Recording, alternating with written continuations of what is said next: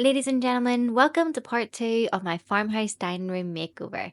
I'm challenging myself to complete this makeover within a £200 budget. In part one, we got the room from this to this, but we also used up £110 of our budget. That means we only have £90 left to furnish this dining room. Wish me luck and let's get started.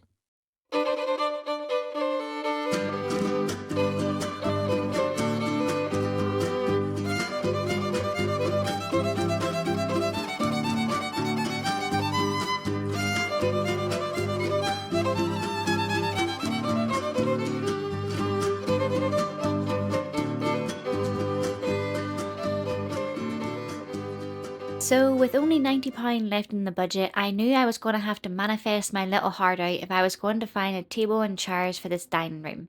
And manifest I did. I found this wooden table and two chairs for just £10 on Facebook Marketplace. Since the beginning of this makeover, I had envisioned light pine wood furniture, so I was thrilled when I found this set so cheap. The chairs had already been sandblasted, stripping them right back to the raw wood. I really struck gold here because these chairs are so intricate.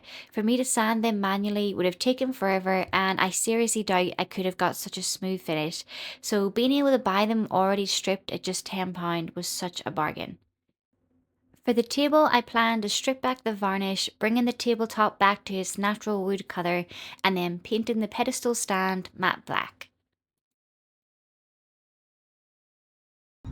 Recently, a friend told me about a hack where you can use oven cleaner to strip the lacquer and varnish off wood. So I'm really curious if this works because these tins were £1 each in comparison to the lacquer stripper, which is around £10 to £15 for each can. And we have the perfect day for it because I'm going to spray this table and then leave it out here for a couple of hours to bake in the sun, and fingers crossed, I think it will work really well. I hope so. So let's find out.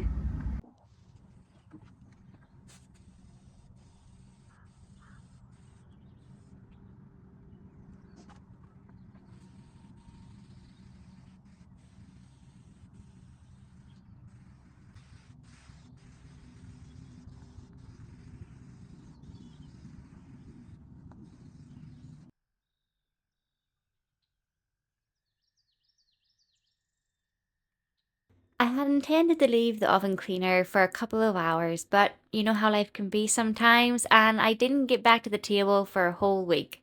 But by the time I did come back to check on it, the oven cleaner had worked miracles. The varnish on the tabletop was peeling off in huge strips, leaving the bare wood behind. The stand, however, was a little tougher. The oven cleaner had definitely taken the shine off the varnish and started to weaken the barrier, but it didn't have anywhere near the same effect as the tabletop.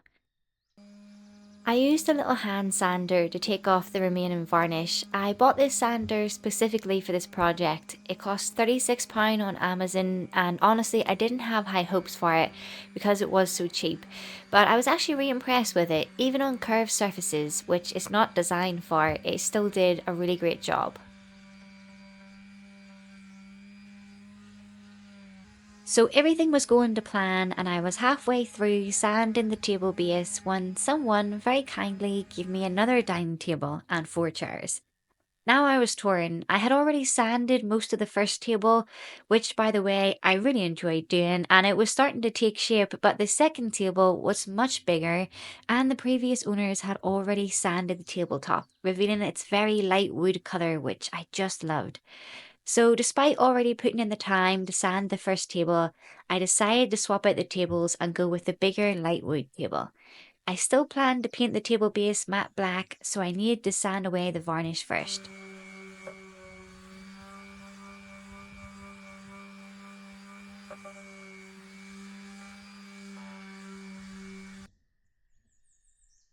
The table base also had some teeth and puppy marks, which meant it would match the rest of the furniture in my home, but using the sander I managed to wear down the bite marks to create a smooth finish, making the damage hardly noticeable at all. I often see secondhand furniture being given away for free or very cheaply because of chew marks, and I think a lot of people are put off by this. So I just want to show you that the damaged furniture is not a lost cause. A sander makes light work of this, but even manually sanding with sandpaper will take off the rough edges, enough that the marks will be easily concealed once painted.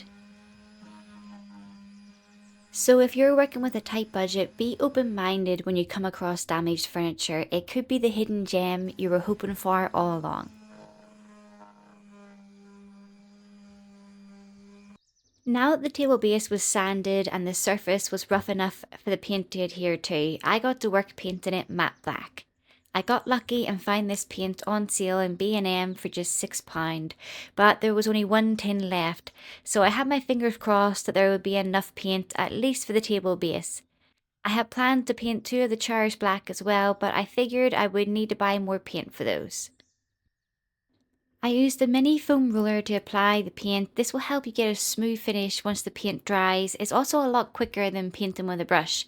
B&M and Home Bargains have these foam rollers at fairly low prices. Once the table base was painted, the baby lambs had to come and inspect the job, and after they approved it, I put the tabletop back on. I then used Rust-Oleum clear furniture wax to seal the tabletop, and then using another dry cloth I also sealed the table base. I did 2 coats of wax on both surfaces. It added a little bit of shine, but not too much. And I really wanted to keep the tabletop as close to its natural colour as possible. And after about an hour, the wax had fully dried and it hadn't darkened the wood colour much, which was great. The table had been a complete success and I actually really enjoyed the process, but what I didn't know was that the worst was yet to come. I really wanted to have two of the dining chairs in black to match the table base, so I grabbed two of the four chairs that had been gifted to me and I tried the oven cleaner method, but I got nothing. Zilch. There was so much damn lacquer on those things that the oven cleaner did absolutely nothing. So I set to work sanding the chairs, but little did I know that this would take well over an hour per chair. A sander designed to take in all those nooks and crannies would have likely been much quicker, but I did the best with what I had. After finally sanding back both chairs, I was ready to start painting, and by some miracle, there was still a good amount of black paint left over from the table base, so I got to work. If you're a DIYer or crafter, you've probably had those moments during a project where you really question your life choices and seriously consider abandoning the project. Well, these chairs were that moment for me. The paint had worked great for the table base, but despite the chairs being sanded back to a rough surface, the painting process was painstaking and I honestly ended up doing around 4 coats per chair. It took well over 3 hours to fully paint just two chairs, and I promised myself to never attempt this again. I will say that there will definitely be a better paint for this type of job, and priming the wood before painting would have likely helped a lot, but I was overly confident after painting the table base, so I rushed into painting the chairs. Lessons learned, but the chairs were finally painted and I finished them off with 2 coats of wax because I couldn't bear the thought of having to touch up the paintwork if it chipped over time. Despite how long it took to upcycle everything, I was really happy with my new farmhouse table and chairs. So far, it had cost me £10 for the original table and two chairs, £36 for the sander, £6 for the black paint, and £10 for the wax. So that left me with just £28 out of my £200 starting budget. But I was happy I was finally done with sanding and painting. That is until someone should really ban me from Facebook Marketplace because I can't help myself when I see an awesome bargain. I found two of these gorgeous benches on sale for just £50 and I knew right away that these would complete my dining set. The photos of the benches were taken at night so they weren't super clear, and in my experience this means that you have a 50-50 chance. Either you've found a hidden gem or you're walking into a DIY nightmare. So I decided to take the risk and it kind of went both ways. After seeing the benches in person, I realised that they had metal studs and I've worked with those monsters before and I just didn't have the fight left in me to tackle them again, not after painting those chairs. So I needed to think of a quicker solution. In the meantime, I got to work very lightly sanding back the old dirty wax on the wood. This old wax melted away like butter, which was a relief after the heavily lacquered chairs. I then used the same wax as I used on the table to reseal them. Once the wax had dried, I had come up with what I hoped was a clever solution to the metal stud situation. I wanted the fabric on the bench to be black to match the table base and the chairs. I had originally planned to thrift some black fabric and reupholster the bench, but that would have meant removing each metal stud and then replacing it or filling the holes and trying to cover up that they ever existed. Both methods are time consuming and tedious in my experience, so instead, I purchased a tub of black fabric dye. I was nervous, I hadn't done this before, and I was worried the dye would ruin the wood, but after testing a small area, I figured out that if I cleaned away any excess dye from the waxed wood, it wouldn't leave a mark. I had read the instructions and the reviews, and most people recommended spraying the dye onto the fabric, but I was worried that that would get all over the wood and I wouldn't be able to wipe it away fast enough. So instead, I diluted the dye with 8 parts dye and 2 parts water. Then I used a kitchen sponge to slowly but surely dab the dye onto the fabric.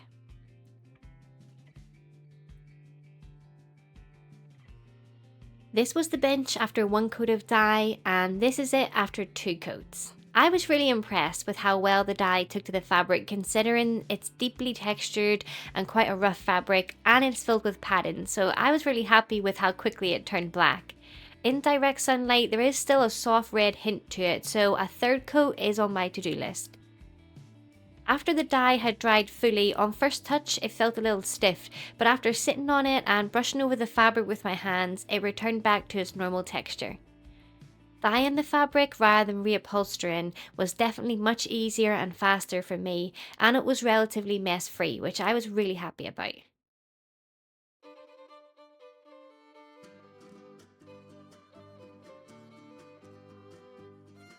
So now I had a 6-seater table and chairs for my dining room, but the benches and the dye had cost us £60, which meant that we were now £32 over budget.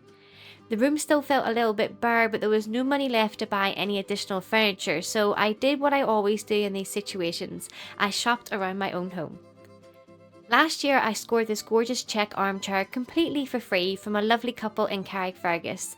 I had it in my living room up until now, but the colours match so much better in this new dining room, so I brought the chair in here instead. At Christmas time, I showed you all my dark wood hutch, which I also found for free on Facebook Marketplace. I had this piece in my hallway, but it was a little bit too bulky for that space. Bringing it into the dining room meant I had lots of shelves and surfaces that I could decorate with farmhouse decor. Speaking of decor, the next part of this makeover was meant to be adding thrifted ornaments, lamps and pictures, but we were already over budget, so I had no idea how I could do that. But then I had an idea. Remember at the beginning of this video, I sanded a smaller table that I didn't end up using. And I only used 2 of the 4 lacquered chairs. And I only used 1 of the 2 benches. So I put together a little Frankenstein dining set with all of my leftover pieces, and I listed it on Facebook Marketplace for £50. It sold within the hour to a lovely lady who lives just up the road from me, and I had a nice chat with her. She's a like-minded animal lover, so I made a new friend whilst recouping some of my expenses. So at the end of part 2, we now have a dining table and chairs, a hutch and an armchair filling the room. And we even have £18 left in the budget for part 3, where we can thrift some farmhouse decor. So tell me, what do you think of my farmhouse furniture? Would you have abandoned the project at the painting stage, or would you went with a different style altogether? Thanks for joining me today. I hope it was fun. I hope I could give you some ideas and inspiration for upcycling your own furniture for your home. I'll see you in part 3. Take care. Bye bye.